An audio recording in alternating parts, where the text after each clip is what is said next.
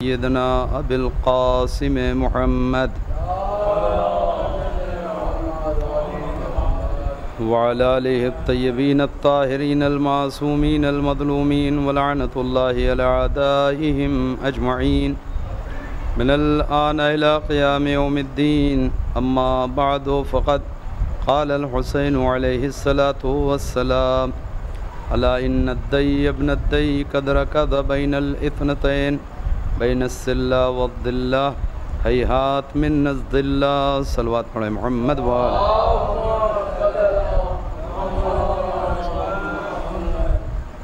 عزیزان گرامی، سید الشہداء حضرت امام مظلوم امام حسین علیہ السلام کے اسی فقرے کے ذیل میں گفتگو چل رہی ہے کہ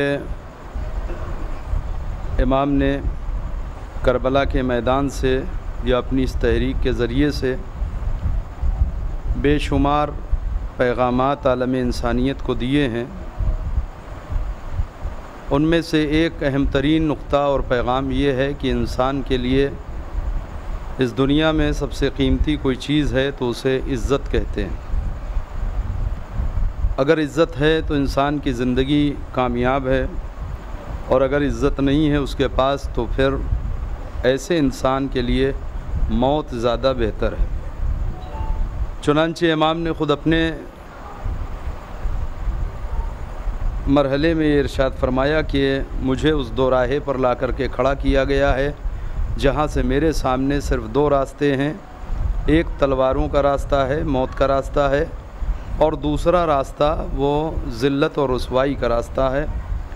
اور پھر امام یہ فقرہ کہتے ہیں کہ ہیہات من الذلہ، ذلت ہم سے بہت دور ہے. یعنی اہل بیت کا تشخص، اہل بیت کا امتیاز یہ ہے کہ ہر طرح کی عزتیں پروردگار عالم نے انہیں عطا کی ہیں، اور ان کی زندگی میں کہیں بھی ذلت کا کوئی شائبہ نظر نہیں آتا. کیوں؟ اس لیے کہ عزت دار انسان کے لیے اپنی عزت کی حفاظت اس قدر اہم ہے کہ وہ موت کو گلے لگا سکتا ہے مگر اپنے آپ کو اور اپنے نفس کو ذلیل اور رسوا نہیں کر سکتا. چنانچہ اس موضوع کے تحت بہت ساری باتیں میں نے آپ کے سامنے عرض کی ہیں، اور وہ بہت سارے راستے کے جن کے ذریعے سے انسان عزت دار ہو سکتا ہے. ارشاد رب العزت ہے کہ من کان یرید العزت فللہ عزت و جمیع، جو بھی عزت کا خواہاں ہے، عزت چاہتا ہے، عزت والا بننا چاہتا ہے، تو وہ یہ سمجھ لے کہ تمام تر عزتیں خدا کے پاس ہیں. خدا کے پاس ہیں کا مطلب کیا ہے؟ عزت خدا ہی دے سکتا ہے. تو عز و منتشا و تذل و منتشا، کون عزت دار ہوگا، کون ذلیل و رسوا ہوگا، اس کا فیصلہ پروردگار کرتا ہے. کسی انسان کے پاس یہ قوت اور طاقت نہیں ہے کہ وہ کسی انسان کو عزت دار بنا دے. کسی انسان کے پاس یہ قوت بھی نہیں ہے کہ وہ کسی انسان کو ذلیل و رسوا کر دے. اصل میں اہم ترین جو چیز ہے اسے خالق کائنات نے یوں بیان کیا ہے کہ للہ عزت وللرسول وللمؤمنین، اللہ کے لیے عزت ہے، رسول اللہ کے لیے عزت ہے، اور مومنوں کے لیے اللہ نے عزت کو رکھا ہے.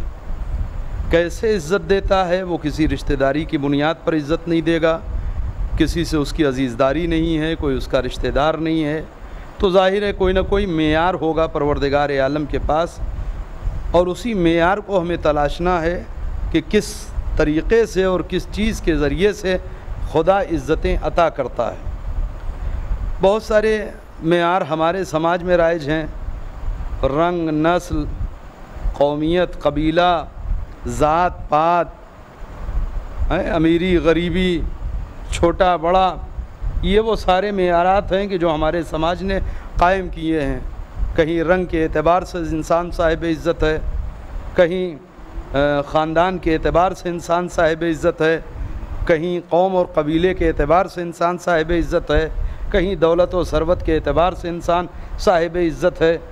مگر آیا خدا بھی رنگ دیکھ کر کے عزت دیتا ہے؟ کیا خدا بھی قبیلہ دیکھ کر کے عزت دیتا ہے؟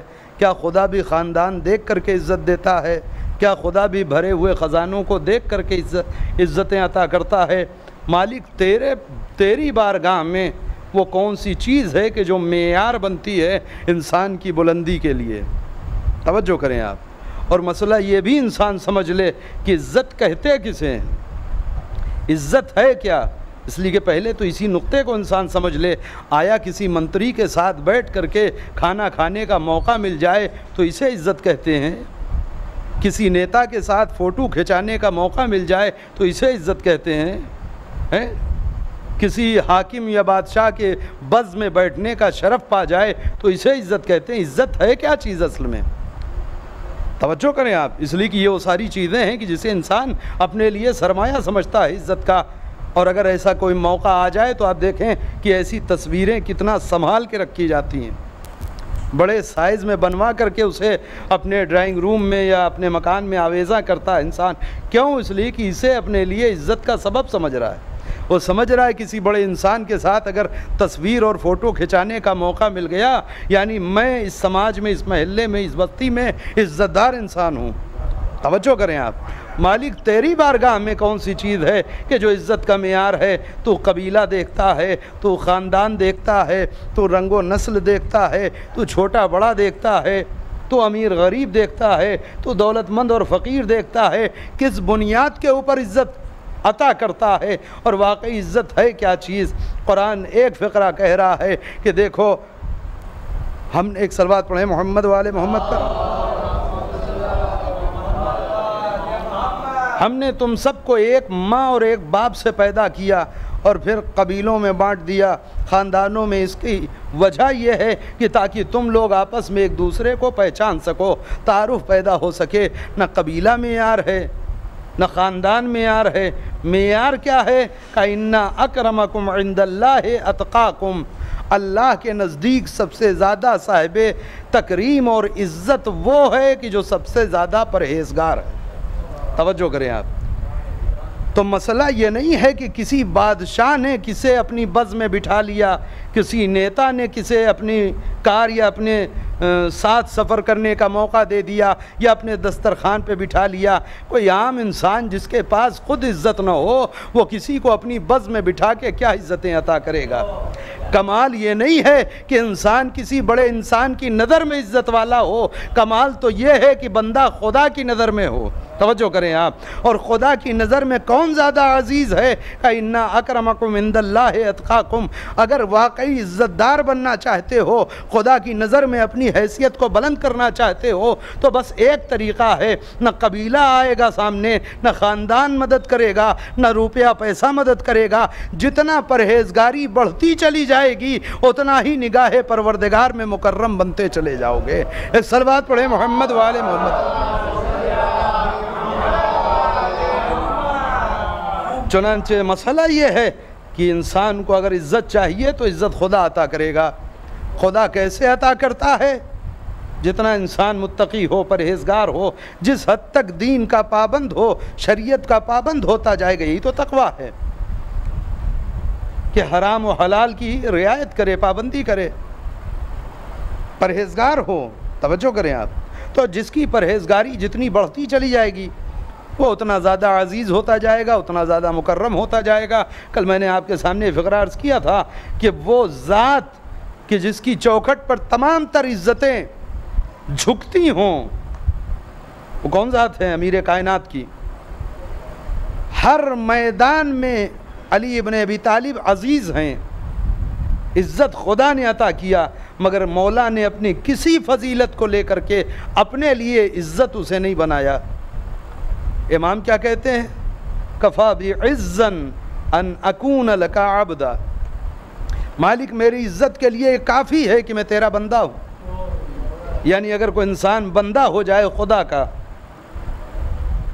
خدا کا بندہ ہونے کا مطلب یہی ہے کہ خدا کے مطابق زندگی گزارے، ورنہ یہ تو کائنات میں جتنے ہیں انسان وہ سب خدا کے بندے ہیں، مومن ہے تو بھی، غیر مومن ہے تو بھی، مسلمان ہے تو بھی، غیر مسلم ہے تو بھی، اچھا ہے تب بھی، برا ہے تب بھی۔ کون انسان ہے کہ وہ کسی اور کا بندہ ہے؟ اس لیے کہ سب کو خلق کرنے والا تو وہی ہے، سب کا پیدا کرنے والا تو وہی ہے۔ مسئلہ یہ ہے بندگی کا کہ واقعی اپنے آپ کو بندہ بنا کر کے اپنی زندگی صرف کرے مرضی پروردگار کے مطابق۔ چنانچہ امام یہ فرماتے ہیں کہ میری عزت کے لیے کافی ہے کہ میں تیرا بندہ ہوں، اور میرے فخر کے لیے یہ کافی ہے کہ تو میرا رب ہے۔ توجہ کریں، اسی نقطے کو اگر انسان سمجھ جائے کہ جو جس قدر بھی مطیع ہوتا چلا جائے گا خدا کا، رسول کا، امام کا، اتنا ہی اس کی مقدر میں اللہ عزت لکھے گا۔ اور ایسا نہیں کہ صرف زبانی جمع خرچ ہے اور ایک لفاظی ہے، نہیں، آپ دیکھیں کہ وہ طبقہ کی جسے رنگ کے اعتبار سے، قومیت کے اعتبار سے عرب میں سب سے زیادہ ذلیل سمجھا جاتا تھا، یعنی غلام، غلاموں کی کوئی عزت تو نہیں تھی، عربوں کے ہاں غلاموں کی کوئی عزت نہیں تھی۔ اچھا، وہ غلام بھی اگر حبشی ہو اس کی کوئی ویلو نہیں ہے، رنگ کے اعتبار سے، قوم کے اعتبار سے، اپنے مقام کے اعتبار سے، ہر اعتبار سے یہ بظاہر پست ہے عربوں کی نظر میں، دنیا کی نظر میں۔ توجہ کریں آپ، مگر اس کے باوجود، غلام ہونے کے باوجود، سیاہ ہونے کے باوجود، حبشی ہونے کے باوجود، فقیر ہونے کے باوجود، اگر مطیع پروردگار ہو جائے، توجہ کریے آپ، تو وعدہ الہی یہ ہے کہ جو جتنا پرہیزگار ہوگا، جو جتنا مطیع پروردگار ہوگا، خدا اسے اتنی ہی عزت عطا کرے گا۔ توجہ کریں، میں صرف ایک بات آپ کے سامنے عرض کروں اور جلدی سے گفتگو کو تمام کر دیا جائے۔ آپ یہ بتائیے کہ اگر ایک انسان کسی ایک انسان کا غلام ہو تو ذلیل و رسوا ہے، اس کی کوئی اپنی حیثیت نہیں ہے۔ غلام کی کیا حیثیت ہے؟ آج بھی ہمارے ہاں نوکروں کی کوئی حیثیت نہیں سمجھی جاتی، جبکہ وہ نوکر ہے، وہ اپنے کچھ گھنٹے ہمیں دیتا ہے، سروس دیتا ہے، اور بدلے میں ایک تنخواہ لیتا ہے، کچھ پیسہ لیتا ہے۔ مگر جو خود غلام ہو، یعنی جسے خرید کے لایا گیا ہو، توجہ کریں آپ، اس کی اپنی ذاتی تو کوئی مرضی نہیں ہوتی نا۔ کہتے ہیں کہ ایک شخص غلاموں کے بازار میں گیا غلام خریدنے، عبد کے معنی بھی غلامی ہوتے ہیں، ذہن میں رہے، تو غلام اور کنیزوں کے بیچنے کے بازار ہوا کرتے تھے۔ تو ایک صاحب کو غلام خریدنا تھا تو وہ بازار میں گئے، جتنے لوگ غلام بیچ رہے ہیں ان سب کے پاس سے گزرتے رہے کہ غلام کو دیکھتے رہے اور اس کی قیمت پوچھتے رہے۔ اچھا، غلام آدمی خریدے گا تو اس میں کیا دیکھے گا؟ جوان ہو، ہٹا کٹا ہو، مضبوط جسم کا مالک ہو، تاکہ چھوٹے موٹے کام میں تھک نہ جائے، محنت کرائی جا سکے، مزدوری کروائی جا سکے، ہے نا؟ تو ایک صحت مند جوان غلام ہے تو اس کی قیمت زیادہ ہوگی، نہیں فلاغر، کمزور، بیمار، بوڑھا اگر کوئی ہے تو اس کی قیمت کم ہوگی۔ تو ایک ایک غلام کو دیکھتا رہا، قیمت پوچھتا رہا، لوگ جو رائج تھی اس زمانے میں قیمت، اس اعتبار سے لوگ قیمت کچھ کم زیادہ بتاتے رہے، بتاتے ایک صاحب کے پاس وہ پہنچا، اس نے دیکھا کہ اس کے پاس ایک غلام ہے جو بالکل نہیں فلاغر، کمزور، جس کی قیمت اس کے اعتبار سے بہت کم ہونی چاہیے تھی، اونے پونے ملنا چاہیے تھا۔ اس نے چلتے چلتے اس کی قیمت بھی پوچھ لیا، وہی بیچو گے؟ کہاں بیچیں گے؟ کہ اس کی کیا قیمت ہے؟ تو اس نے اتنی بڑی قیمت بتا دی کہ ویسی قیمت پورے بازار میں کسی غلام کی نہیں تھی۔ اب یہ ٹھٹک کے رک گیا کہ میں خیریت تو ہے، اس سے زیادہ ہٹے کٹے جوان مضبوط جسم کے مالک، ان کی قیمت اتنی کم، اور تم اس لاغر و کمزور و نحیف سے غلام کی اتنی قیمت بتا رہے ہو۔ کیا خصوصیت ہے اس کے اندر؟ کوئی ہنر آتا ہے، کسی کام کا ماہر ہے، کوئی تو وجہ ہوگی، قیمت کیوں بڑھی بھائی؟ جملہ سنیں آپ، اس مالک نے کہا کہ نہیں، کوئی ہنر تو نہیں آتا، اس کی خصوصیت یہ ہے کہ اسے غلامی کا مطلب پتہ ہے، اس غلام کو عبدیت کا مطلب معلوم ہے، اس نے کہا اچھا یہ تو بڑا دعویٰ کیا تم نے. اس نے فوراً پیسہ دیا, اسے خرید لیا, لے کر کے گھر آیا, اور گھر آنے کے بعد ایک کمرے میں بند کر دیا اس کو. نہ کھانا نہ پانی, بھوکا پیاسا, اوپر سے طرح طرح کی اذیتیں دینا شروع کیا. ایک دن گزرا, 2 دن گزرا, 3 دن گزرا. اب اسے بے چینی ہوئی کہ یار یہ گونگا ہے, منہ میں زبان ہے یا نہیں ہے. تو ایک دن آیا, اس نے دروازہ کھولا, کہ بھئی یہ بتاؤ تم گونگے ہونگے ہو, اگر گونگے بھی ہو تو کچھ تو چلاؤ گے, پٹکو گے, کچھ تو اشارہ کنایا کرو گے, اتنے ساکت. اس نے کہا جی نہیں میں گونگا نہیں ہوں, بول سکتا ہوں. کہا تو آخر میں 3 دن سے اس قدر ظلم کر رہا ہوں, تو میں نے کھانا نہ پانی, مصیبت پریشانی میں رکھا ہے. عجب آدمی ہو تم, ایک بار پوچھنا تو چاہیے تھا کہ آخر میرا قصور کیا ہے, میری غلطی کیا ہے, میری خطا کیا ہے. توجہ کریں, پلٹ کر کے غلام جواب دیتا ہے کہ اگر پوچھ لیا تو پھر غلام ہی کیا. توجہ کیجیے, غلام اور عبد کا مطلب ہی یہ ہے کہ مالک جس حال میں رکھے اسی میں خوش رہے. ایک صلوات پڑھے محمد والے محمد پر. اصل میں عبدیت یہی ہے, بندگی یہی ہے کہ انسان جس کا بندہ ہے اس کی مرضی کے مطابق زندگی گزارے گا. اگر اپنا نفس اور اپنی مرضی شامل ہو گئی تو پھر بندہ کاہے کا. توجہ کریں آپ. چنانچہ یہی وجہ ہے کہ کچھ ایسے خالص بندے ہیں اللہ کے کہ جن کے لیے قرآن قصیدہ پڑھ رہا ہے وَمَا تَشَاءُونَ إِلَّا أَن يَشَاءَ اللَّهُ. یہ وہ لوگ ہیں کہ جو کچھ چاہتے ہی نہیں سوائے اس کے کہ جو خدا چاہتا ہے.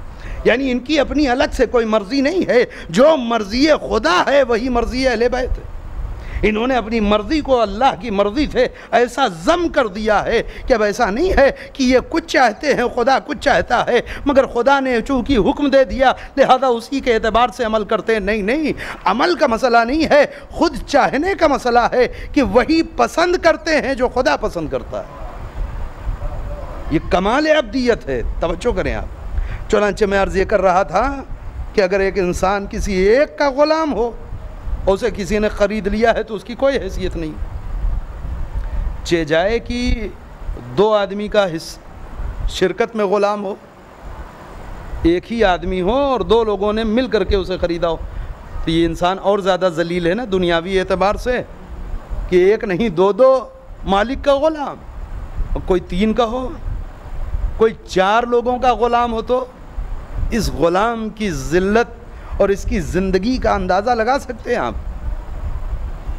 اس لیے کہ ایک مالک کو خوش کرنا پھر آسان ہے, ایک مالک کے حکم پہ دوڑتے رہنا پھر آسان ہے.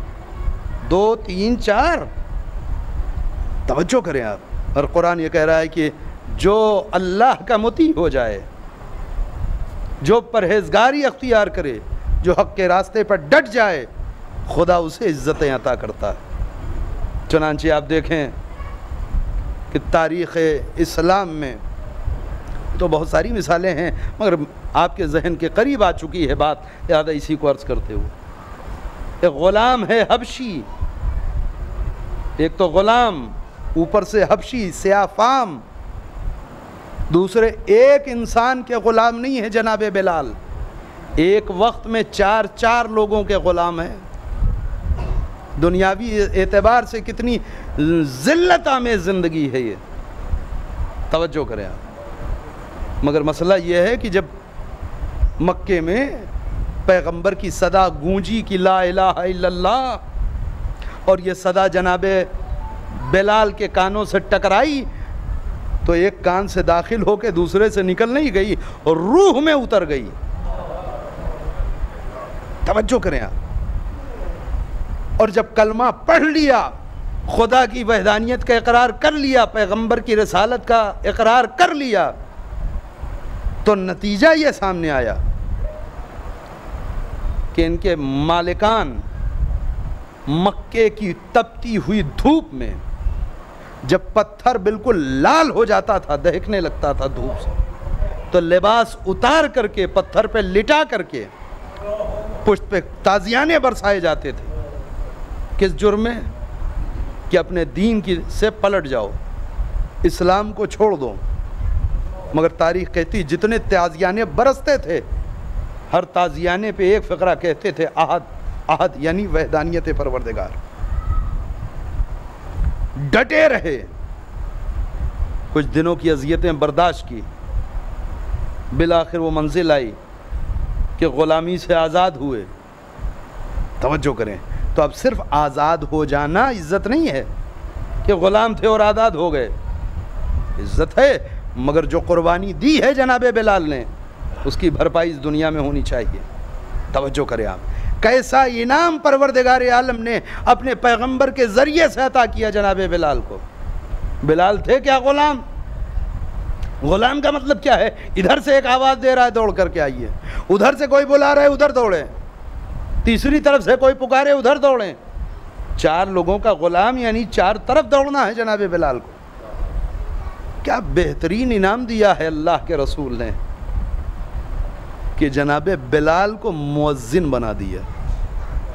توجہ کریں آپ، یہ شرف ہے وہ انسان کی جس کی زبان بھی عربی نہیں ہے، جو صحیح سے عربی بول نہیں سکتا، وہ شین کہہ نہیں سکتا، سین کہے گا، تلفظ نہیں درست، اسے عربوں کے لیے مؤذن بنانا. عرب دنیا میں جسے اپنی زبان پہ اتنا ناز ہو، مؤذن بننے کا مطلب سمجھے؟ عجب نہیں پیغمبر کہہ رہے ہیں بلال یہ تمہارے انعام کا موقع ہے. کل تک تمہارا ماضی یہ تھا کہ تمہیں 4 طرف سے آواز دی جاتی تھی، تم ہر آواز پہ دوڑتے تھے. آج تمہارا انعام یہ ہے کہ گلدستہ اذان پہ چڑھو، اب تم آواز دو گے، چاروں طرف سے لوگ تمہاری آواز پہ دوڑیں گے. صلوات پڑھیں محمد والے محمد پر. لہذا اگر کوئی انسان مطیع پروردگار ہے، اگر کوئی انسان واقعی حق کے راستے کے اوپر ڈٹا ہے، تو پھر خدا اسے عزت عطا کرتا ہے، اور جسے خدا عزت عطا کر دے پھر اس سے کوئی عزت چھین نہیں سکتا. ایک صلوات اور پڑھیں محمد والے. توجہ کریں، وقت تمام ہو گیا، لہذا میں جلدی سے، چنانچہ انسان اگر حق کے راستے پر ثابت قدم ہے تو پھر موت بہتر ہے. حسین کا پیغام کہ حق نہ چھوڑو، موت کو گلے لگا لو. تو پھر حق کی راہ میں جب موت آتی ہے تو اس موت کا ذائقہ بھی بڑا شیریں ہوتا ہے. اس قدر شیریں ہوتا ہے کہ جب ایک چچا نے شب شہادت، شب عاشور اپنے اصحاب کے درمیان فہرست شہداء پڑھنا شروع کیا تو خیمے کے در پہ ایک 13 برس کا بچہ بیٹھا غور سے سن رہا ہے کہ چچا کس کا نام بتا رہے ہیں. مگر امام نے جب فہرست تمام کر دی اور خاموش ہو گئے، قاسم کا نام نہیں آیا، تو یہ 13 برس کا بچہ بے چین ہو گیا. دوڑ کر کے چچا کے قریب آیا، آ کر کہتا ہے چچا جان آپ نے سب کا نام پڑھا، کل کون کون شہید ہوگا سب کا نام ہے، لیکن چچا میرا نام نہیں آپ نے بتایا، کیا میرے مقدر میں شہادت نہیں ہے؟ امام نے پلٹ کر کے اپنے اس بھتیجے سے سوال کر لیا، میرے لال یہ بتاؤ کہ موت تمہارے نزدیک کیسی ہے؟ 13 برس کی عمر، مگر حق کے راہ میں آنے والی موت کا ذائقہ جانتے ہیں جناب قاسم. توجہ کریں آپ، کہتے ہیں چچا موت اور آپ کے قدموں میں، موت اور آپ کی نصرت میں، موت اور حق کی راہ میں، احلی من الاصل، شہد سے زیادہ شیریں ہے میرے لیے، شہد سے زیادہ میٹھی ہے. امام مظلوم نے جناب قاسم کو سینے سے لگایا، ایک جملہ کہہ دیا، کہتے میرے لال مطمئن رہو، تمہارا بھی نام محضر شہادت میں ہے، کل تمہیں بھی شہید ہونا ہے. یہ خوشخبری سن کے ابھی قاسم مسکرا بھی نہیں پائے تھے کہ امام نے پھر اگلا فقرہ کہہ دیا، اور یہ غضب ہو گیا قاسم کے لیے، کہ میرے لال تم ہی کیا، تمہارے بھیا اصغر تک کا نام ہے.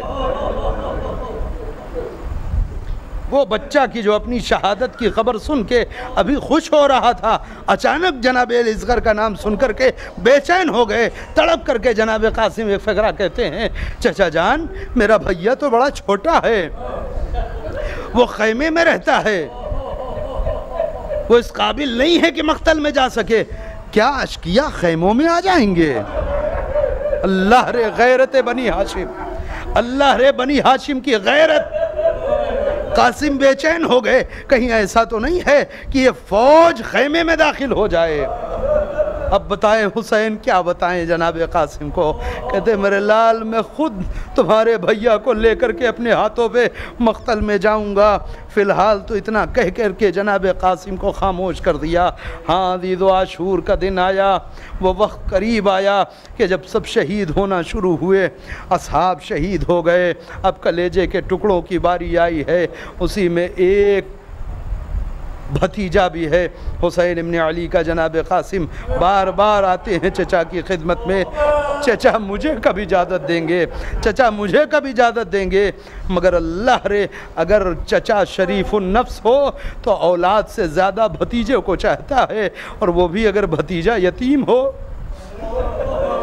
اگر بھائی کی نشانی ہو تو کوئی غیرت دار چچا اپنی اولاد سے زیادہ بھتیجے کے اوپر شفقت فرماتا ہے، محبت فرماتا ہے۔ حسین کس دل سے قاسم کو اجازت دے دیں؟ حسین نے باپ کی طرح قاسم کو پالا ہے، اپنی آغوش میں پروان چڑھایا ہے، بار بار منع کر دیتے ہیں، نہیں میرے لال ابھی نہیں، نہیں میرے لال ابھی نہیں۔ قاسم آ کر کے گھر میں بیٹھے ہیں، ماں کی نظر پڑی، کہتے میرے لال کیا تم مجھے سرخنو نہ کرو گے؟ اماں میں کیا کروں، میں بار بار چچا کی خدمت میں جاتا ہوں مگر چچا اجازت نہیں دیتے۔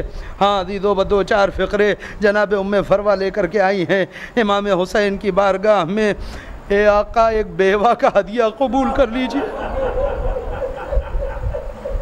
میری وجہ سے قاسم کو اجازت دے دیجئے۔ توجہ کریں آپ عزیزو، جناب مادر جناب قاسم نے سجا سوار کر کے جناب قاسم کو امام مظلوم کی بارگاہ میں پیش کیا ہے، خدمت میں لائی ہے۔ جناب امام حسین کی نظر پڑی، میرے لال یہ کہاں کا ارادہ ہے؟ اتنا کم سنی کا عالم اور اس طریقے سے اسلحے سجے ہوئے ہیں جسم پر، جاؤ تم ماں کی نشانی ہو، تم ماں کے لیے جینے کا سہارا ہو، اپنے باپ کی نشانی ہو۔ چچا ماں ہی نے مجھے تیار کر کے بھیجا ہے۔ جناب ام فروا نے سفارش کیا ایک بیوہ کی قربانی اور ہدیے کو قبول کر لیں آقا۔ امام نے سر جھکا کر کے اجازت دیا۔ ہاں عزیزو، جناب قاسم کا قد اتنا چھوٹا ہے، 13 برس کا بچہ ہوتا ہی کتنا بڑا ہے۔ 13 برس کا بچہ میدان میں جانے کے لیے تو نہیں ہوتا، 13 برس کا بچہ جنگ لڑنے کے قابل تو نہیں ہوتا۔ آغوش میں لے کر کے جناب قاسم کو گھوڑے پہ بٹھایا گیا۔ عزیزو، قاسم مقتل میں آئے ہیں، جنگ کرنا شروع کیا ہے، کم سن صحیح، 13 برس کے صحیح، بھوکے پیاسے صحیح، مگر پھر بھی رگوں میں امام حسن کا لہو ہے، یہ عباس کا بھتیجا ہے، یہ حسین کی آغوش میں پلا ہے۔ جنگ کرتے کرتے ایک منزل آئی کہ دھوکے سے ایک لعین نے وار کیا، جناب قاسم زخمی ہو کر کے پشت فرس سے زمین کربلا کے اوپر آئے۔ عزیزو، جیسے ہی آئے مقتل کہتا حسین اتنی تیزی سے جناب قاسم کی آواز کی وجہ سے لپکے ہیں مقتل کی طرف کہ حسین کو آتا دیکھ کر کے فوجیں بھاگنے لگی۔ اسی فوجوں کے بھاگنے میں گھوڑے کی ٹاپیں جناب قاسم کے اوپر پڑتی رہی۔ 13 برس کا بچہ کبھی چچا کو آواز دیتا ہے، کبھی ماں کو آواز دیتا ہے، مگر جب حسین پہنچے ہیں روح نکل چکی تھی، لاشا پامال ہو چکا ہے۔ حسین لاش کے قریب بیٹھ کے خوب روئے، اے میرے لال، تیرے چچا کے لیے بڑا شاق ہے کہ تو مدد کے لیے بلاتا رہا مگر تیرا چچا تیری نصرت کو نہ آ سکا۔ اے قاسم، چچا تیرا شرمندہ۔ الا لعنت اللہ القوم الظالمین، ربنا تقبل منا انک انت السمیع العلیم۔ ماتم حسین۔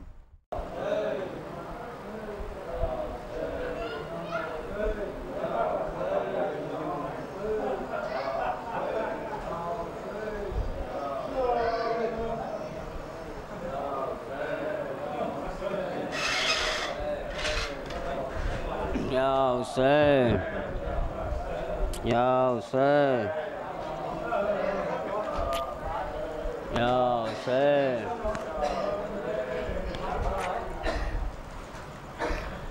رو رو خیمے میں زینب پکاری،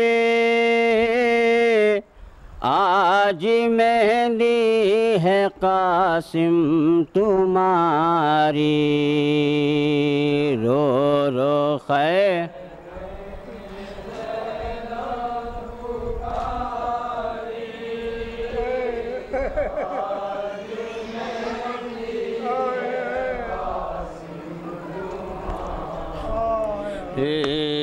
رو رو خیمے میں زینب پکارے، آج مہندی ہے قاسم تمہاری، رو رو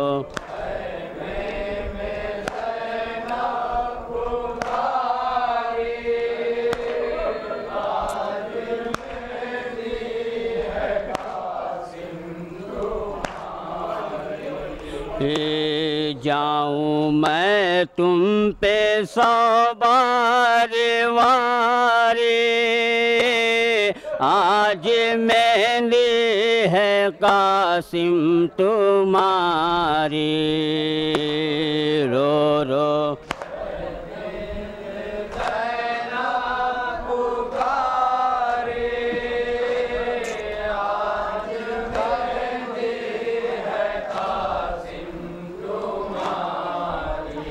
لاؤ جلدی سے دولہا بناؤ،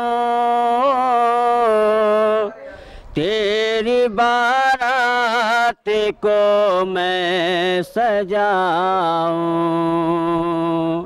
لاؤ جلدی سے دولہا بناؤ، تیری بارات کو میں سجاؤں، گھر میں بیٹھی ہے دلہن بیچاری، آج مہندی ہے قاسم رو کے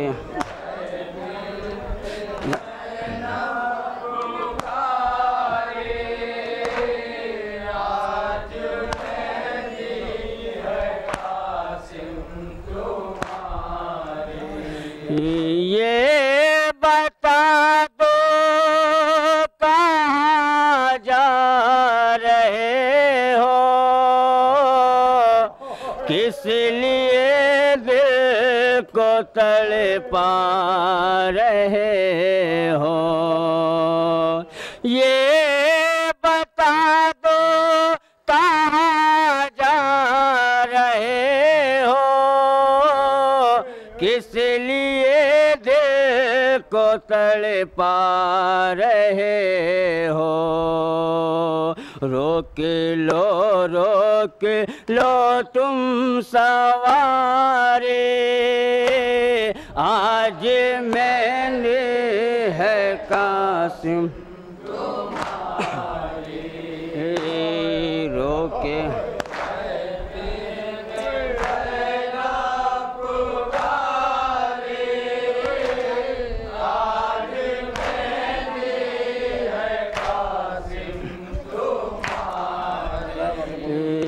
رنگ مہندی کا گہرا رچا ہے،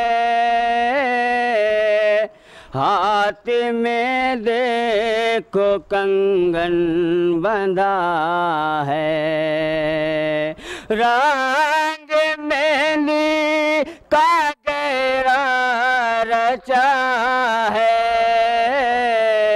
ہاتھ میں دیکھو کنگن بندھا ہے، باتیں سن لو ذرا تم ہمارے، آج مہندی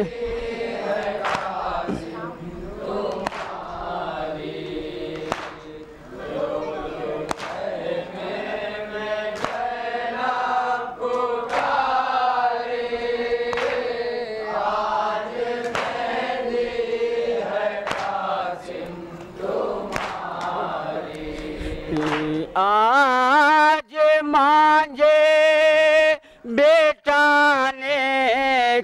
دن ہے، تم کو دولہا بنانے کے دن ہے، آج مانجے بچھانے کے دن ہے، تم کو دولہا بنانے کے دن ہے، بیویاں راہ تکتے ہیں سارے، آج میں نے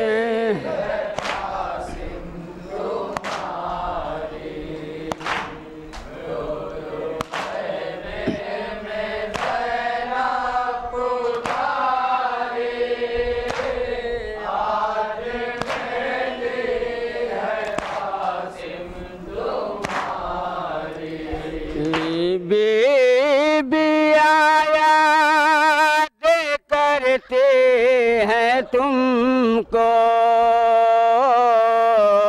اپنی صورت تو دکھلا دو ہم کو، بیویاں یاد کرتے ہیں تم کو اپنی صورت تو دکھلا دو ہم کو، کہہ رہا ہے کوئی غم کی مارے، آج میں